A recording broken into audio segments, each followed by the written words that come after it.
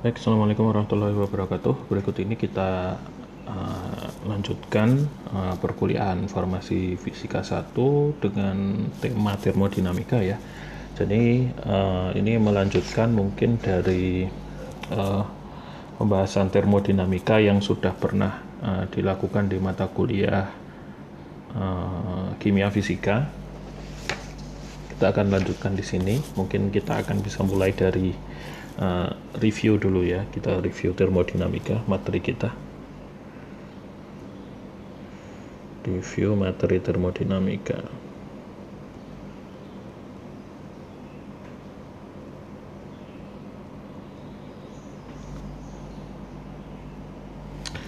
Baik, kita akan mulai review dari tentang persamaan keadaan gas ideal ya.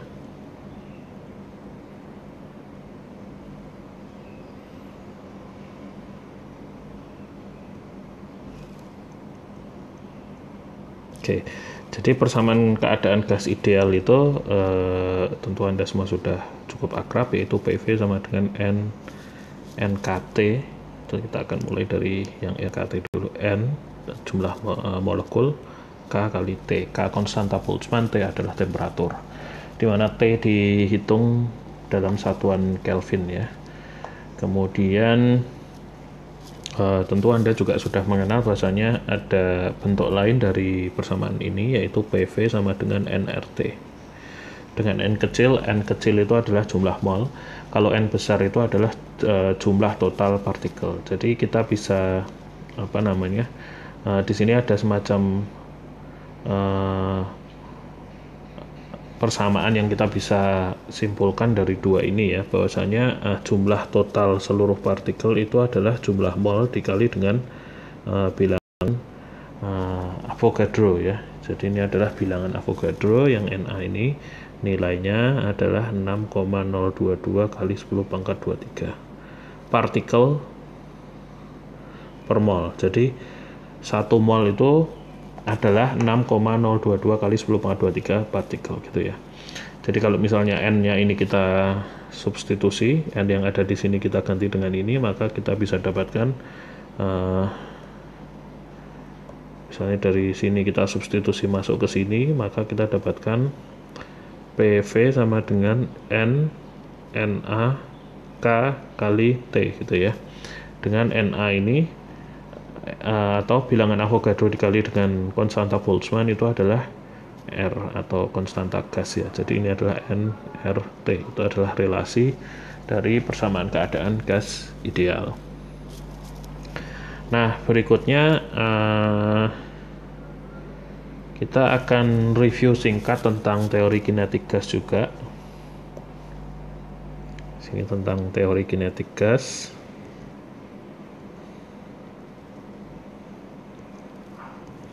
Nah, teori kinetik gas itu menyatakan bahwasanya rata energi kinetik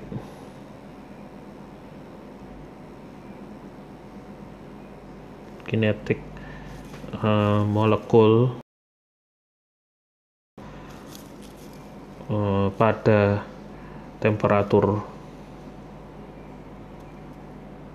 T itu diberikan oleh persamaan energi kinetik rata, yaitu setengah M rata kali kuadrat V gitu. Jadi rata-rata saya simbolkan sebagai kurung itu ya, kurung lebih besar lebih kecil ini ya. Jadi kurung semacam ini, kurung segitiga gini. Itu maksudnya rata. Itu jadi rata energi kinetik itu sama dengan 3/2 kT ya. Tentu ini adalah energi kinetik translasional gitu ya. Jadi ini adalah relasi yang fundamental gitu ya. Jadi ini adalah relasi yang fundamental, ini penting sebenarnya, relasi ini penting. Kemudian dari sini tentu kita bisa dapatkan persamaan bahwasanya rata kuadrat kecepatan ya itu sama dengan 3kT dibagi dengan M. M itu adalah apa? M itu adalah Ini adalah massa satu molekul atau partikel gitulah. Ya. Jadi kalau gas itu tersusun dari banyak partikel ataupun banyak molekul gitu ya. Nah, tentu saja di sini besaran yang paling sering kita gunakan itu sebenarnya adalah besaran dari akar dari rata kuadrat kecepatan tersebut yang kita sebut sebagai VRMS atau kelajuan root mean square, yaitu sebenarnya dia cuman akar dari rata kuadrat, yaitu ini. Nah, ini tentu saja sama dengan akar 3 kT dibagi dengan massa satu partikel. Nah, bentuk lain yang sering digunakan juga adalah kalau kita panjangkan ini akarnya dan ini dikali dengan bilangan Avogadro dibagi dengan bilangan Avogadro, yang sebenarnya tidak berubah kan karena dia satu ya. Cuman dari sini kita bisa dapatkan bahwasanya ini jadi 3K Na gitu kan, kali T dibagi dengan M kali N gitu ya, akar. Nah, kita tahu bahwasanya relasi ini K kali Na tadi adalah R atau bilang konstanta gas umum, dan massa satu partikel dikali dengan partikel sebanyak 1 mol ya, itu adalah massa molar, yaitu MR gitu ya. Jadi selain VRMS yang akar 3 kT per M, jadi saya juga punya VRMS itu juga bisa diberikan sebagai akar 3 RT per MR gitu ya, massa molar atau massa 1 mol dari suatu partikel atau suatu molekul gitu.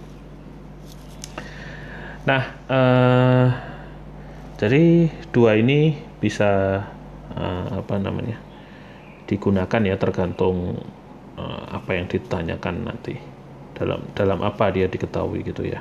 Jadi yang ini akar 3 kT per M kecil bisa pakai rumusan yang ini atau rumusan VRMS yang ini ya, 3 RT per MR. Kemudian kita juga bisa bawa VRMS ini dalam bentuk yang lain.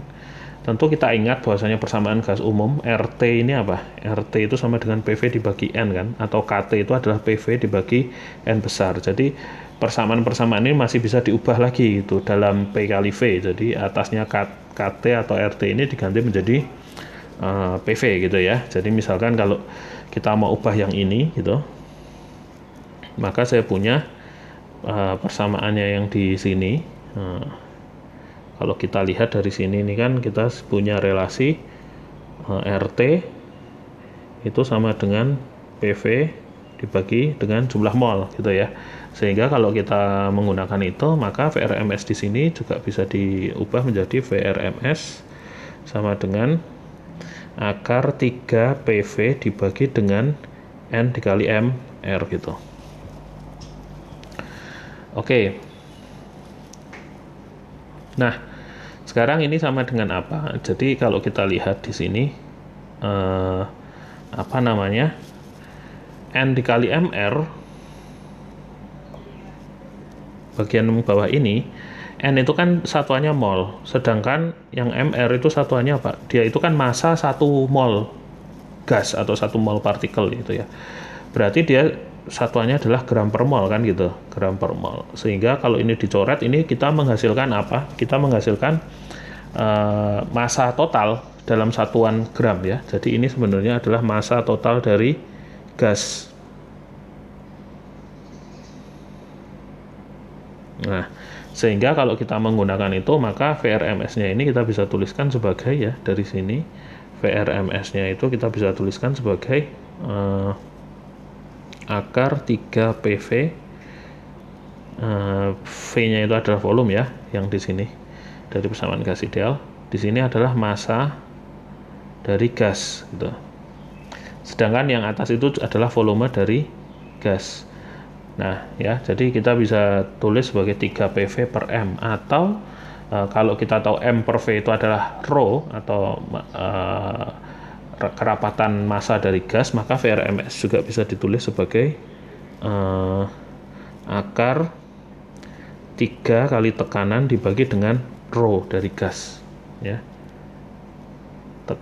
Tentu saja P-nya juga P dari gas itu, jadi ini boleh ditulis boleh tidak. Jadi kita punya macam-macam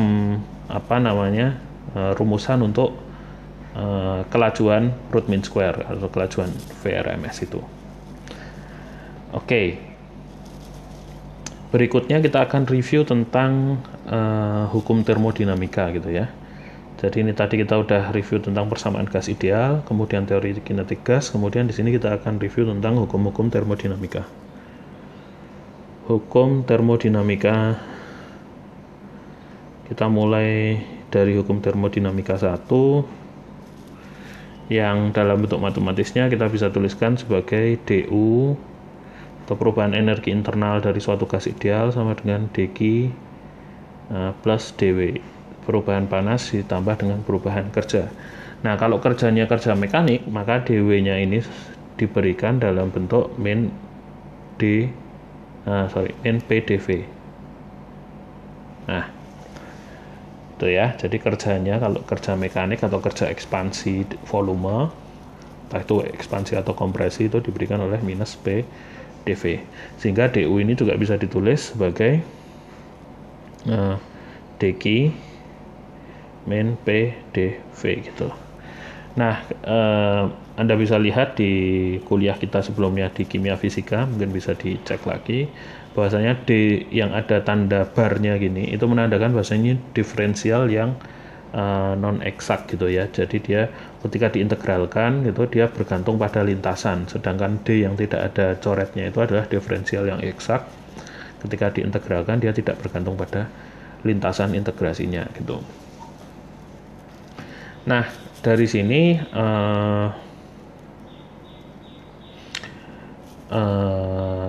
tentu kalau kita mau integralkan hukum termodinamika 1 ini, yaitu kita integralkan di kedua sisi gitu ya. Jadi misalnya kita integralkan, ini integral gitu, maka ini akan muncul integral gini ya. Nah, muncul integral yang semacam itu. Jadi kalau kita sudah integralkan gitu, dia akan berubah menjadi delta U sama dengan delta Q minus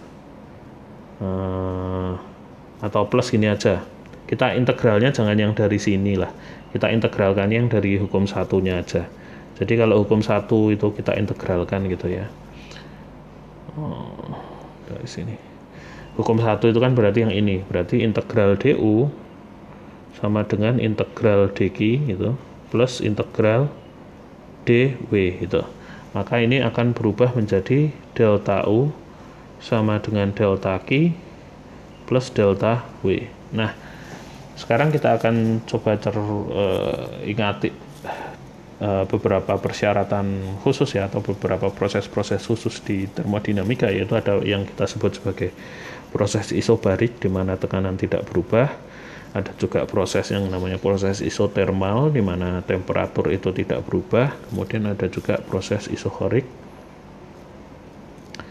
Isohorik ini adalah proses di mana volume tidak berubah, dan ada juga proses adiabatik. Adiabatik itu artinya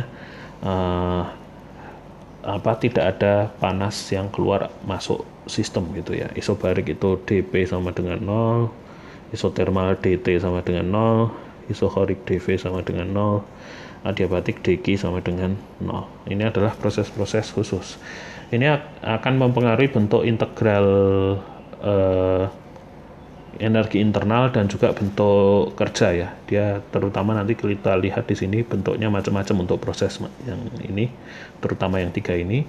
Kemudian adiabatik ini jelas di sini 0. Terus isotermal itu nanti mempengaruhi du 0 gitu ya. Kenapa du 0? Karena kita anggap pada gas ideal itu seluruh energinya berupa energi kinetik ya. Energi kinetik yaitu tentu saja diwakili kalau energi kinetik tadi apa? Energi kinetik rata itu sama dengan 3/2 kT gitu. Jadi perubahan energi kinetik du itu berkaitan dengan perubahan energi kinetik. Kalau T-nya itu konstan, maka energi kinetik tidak berubah gitu ya. Alias berarti du-nya ini juga 0 gitu. Oke. sekarang kita mau coba lihat gimana kerja pada proses-proses khusus ini. Jadi kalau isotermal, mungkin kita tambahkan beberapa syarat yang langsung kelihatan. Berarti kalau isotermal karena dt-nya 0 ini berakibat pada du juga sama dengan 0. Kemudian adiabatik, ya udah jelas ini dq sama dengan 0 gitu ya. Nah itu yang langsung tampak mempengaruhi hukum satu termodinamika ya. Jadi kalau untuk proses isotermal kita akan punya hukum satu termodinamikanya U sama dengan dq plus dw gitu. Sedangkan kalau adiabatik di sini bentuknya akan menjadi du sama dengan dw gitu, karena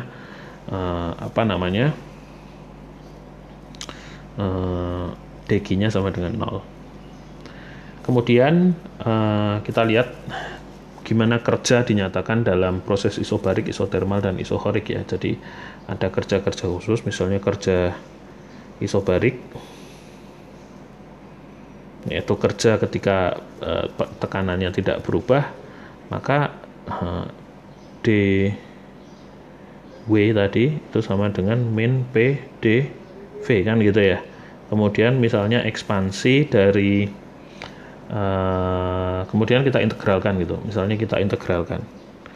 Jadi kita mau integralkan, maka di sini sama dengan minus P integral dV gitu, dari V1 sampai V2 gitu ya. Misalnya ini V1 sampai V2 gitu. Maka di sini kalau untuk kerja isobarik dia itu cuman kerjanya itu sama dengan delta W gitu ya. Delta W itu sama dengan minus P V2 min V1 gitu, atau sama dengan min P delta V. Nah ini adalah kerja isobarik. Kemudian kerja pada proses isotermal.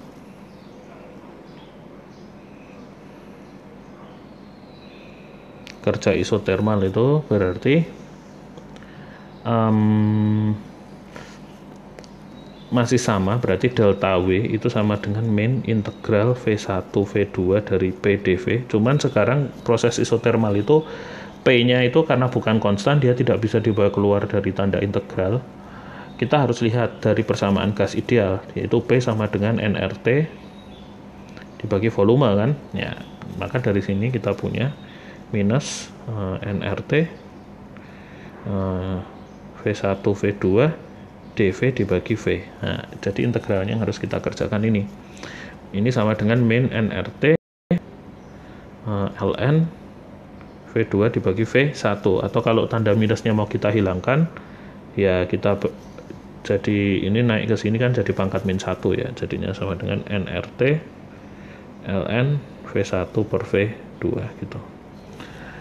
Nah ini adalah kerja isotermal atau kerja pada proses isotermal. Kalau proses isohorik gimana? Proses isohorik di atas ini kita lihat karena dV-nya sama dengan 0, ini berarti apa? dW-nya juga 0 gitu ya. Sehingga pada proses isohorik itu du sama dengan dq gitu. Jadi ini adalah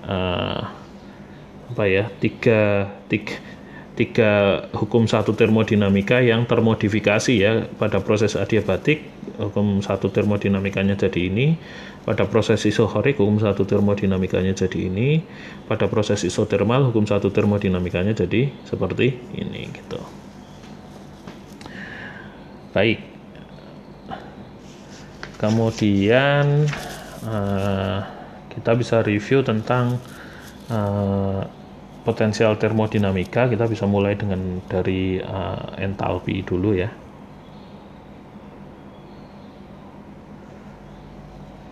Jadi kita akan review tentang entalpi, potensial termodinamika yang kita namakan dengan entalpi. Entalpi ini sering digunakan untuk dalam proses-proses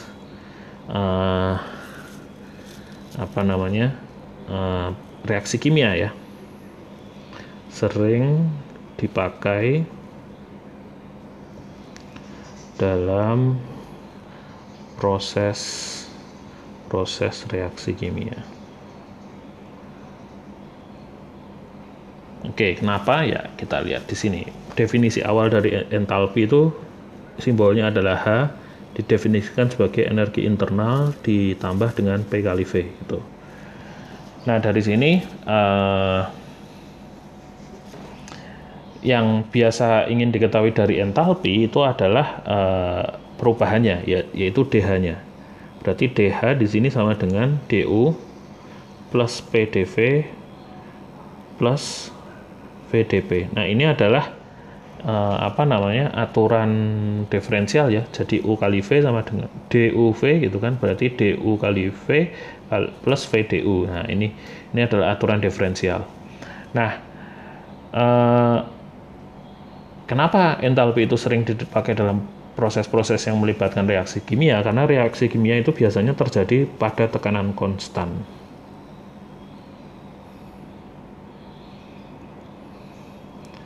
Yaitu di tabung terbuka yang terpapar tekanan atmosfer biasanya kan gitu ya. Pada tekanan konstan. Tekanan konstan ini artinya apa? dP sama dengan 0. Jadi kalau kita lihat di situ proses DH bagaimana bentuk entalpi pada tekanan konstan, maka suku ini 0 ya, karena dP-nya sama dengan 0. Jadi kita simbolkan kayak gini. Perubahan H pada tekanan konstan itu sama dengan DU plus PDV. Nah, sudah suku ini aja, karena suku yang sebelah sini 0 gitu, pada tekanan konstan dP-nya 0. Nah, kalau kita lihat di hukum 1 termodinamika ya, saya punya DU sama dengan dQ ya, min P dV kan ini ya.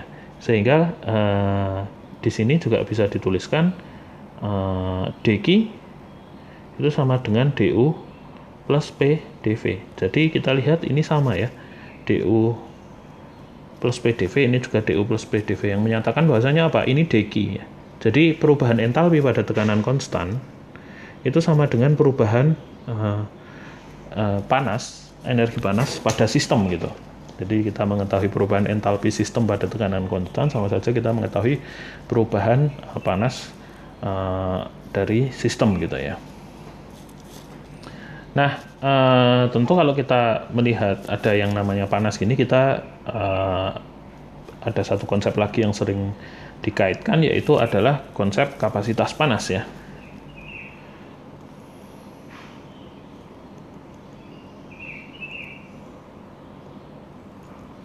Nah, konsep kapasitas panas ini kan didefinisikan sebagai dQ per dt. Ada juga yang menuliskan dia dalam bentuk diferensial parsial gini ya. Kalau misalnya T-nya itu bergantung pada banyak variabel, tapi kita hanya mau menurunkan dia hanya pada variabel temperatur saja.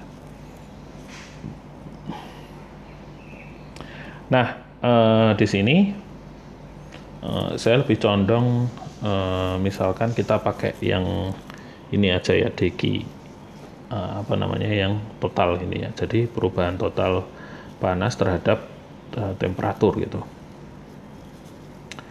Nah, kalau kita lihat di sini, maka kita bisa definisikan kapasitas panas pada suatu tekanan yang konstan dengan memakai dQ yang ada di sini diganti dengan ini dH pada P yang konstan. Tapi ingat di sini H itu sebenarnya kan variabelnya banyak ya, nggak cuma P. Makanya di sini ditulis P aja yang konstan. Maka di sini bisa ditulis sebagai dH per dP. Tuh, dH per dP. dH. Maaf, saya salah. Jadi CP tadi kan dQ per T, berarti di sini adalah dH per dt pada tekanan konstan. Nah, ini adalah definisi dari kapasitas panas pada tekanan konstan, CP ya. Itu pada tekanan konstan. Kemudian ada juga kapasitas panas pada volume konstan ya. Jadi sekarang kita mau cari tahu tentang kapasitas panas pada volume konstan.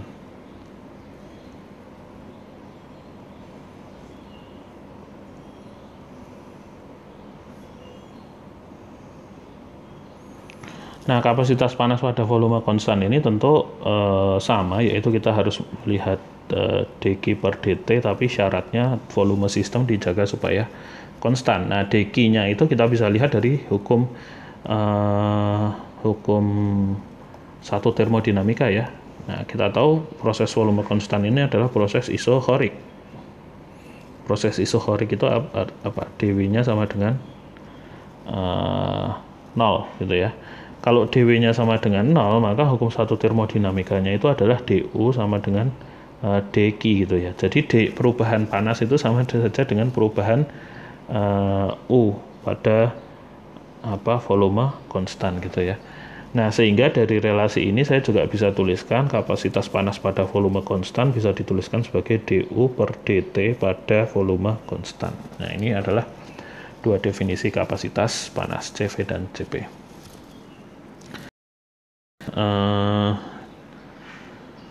Kemudian ada biasanya orang kalau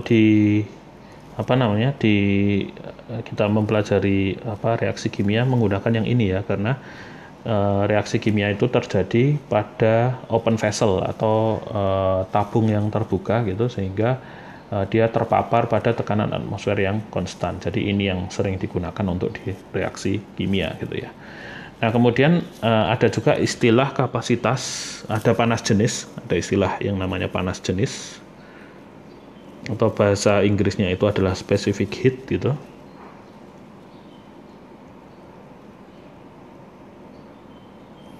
Nah, ini panas jenis ini didefinisikan sebagai kapasitas panas.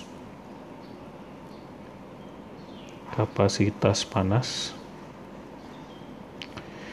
dibagi dengan massa dari zat yang menampung panas tadi ya, dibagi dengan massa. Kemudian ada juga istilah kapasitas panas molar. Kapasitas panas molar. Atau disebut juga sebagai molar heat capacity.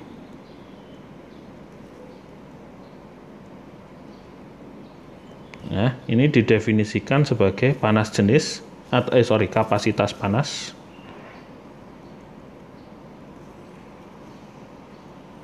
dibagi dengan jumlah mol.